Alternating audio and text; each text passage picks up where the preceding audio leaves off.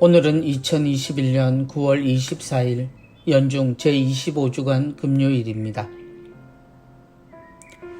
루카가 전한 거룩한 복음입니다.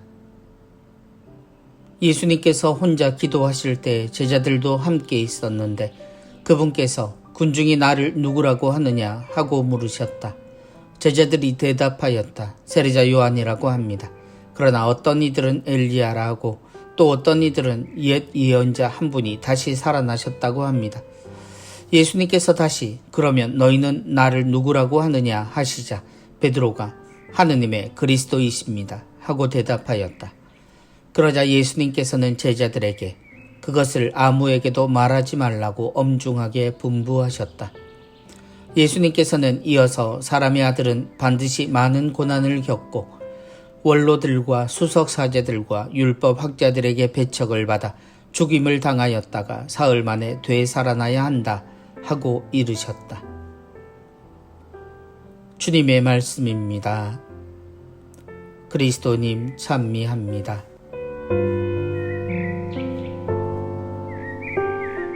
하느님의 그리스도이십니다.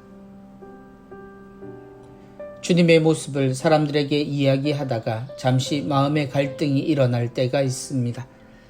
예수님의 진실을 말하자니 주님께 왠지 죄송한 마음이 들기도 하고 사람들에게 어쩌면 실망감을 주는 것은 아닐까 하는 고민이 밀려올 때가 있습니다. 군중이 나를 누구라고 하느냐?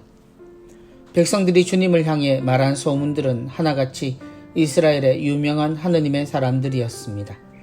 주님의 말씀에 귀를 기울여야 하지만 백성들의 말에 좀 더 집중해 보면 그들에게는 주님이 혹시나 하는 구세주나 그 이상의 유명한 분이 될 것으로 기대했을지도 모른다는 생각을 갖게 됩니다.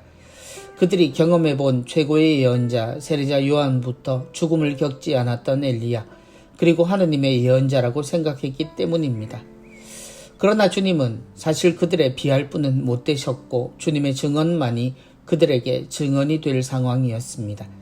주님이 사람들에게 내가 메시아다 라고 말씀하시고 선언하시며 놀라운 모습을 드러내셨으면 상황은 급변했을 겁니다. 그러나 주님은 한사코 당신의 정체를 먼저 드러내지 않으십니다. 이해하기 어려운 주님의 선택이지만 그럼에도 주님은 당신의 사람들인 제자들이 당신을 알아보고 있음을 확인하십니다. 하느님의 그리스도이십니다.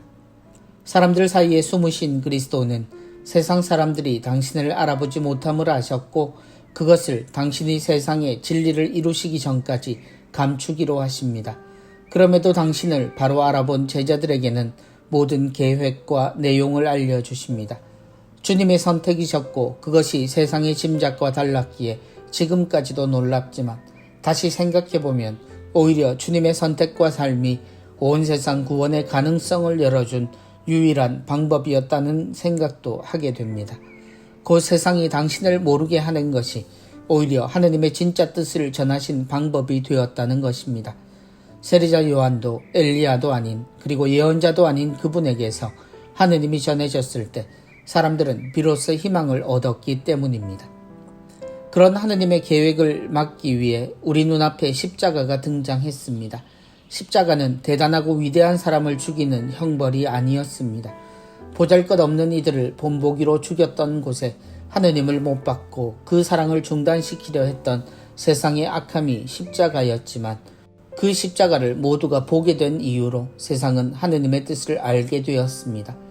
그분이 아무도 아니셨기에 가능했던 하느님의 뜻은 지금도 너무 놀랍기만 합니다.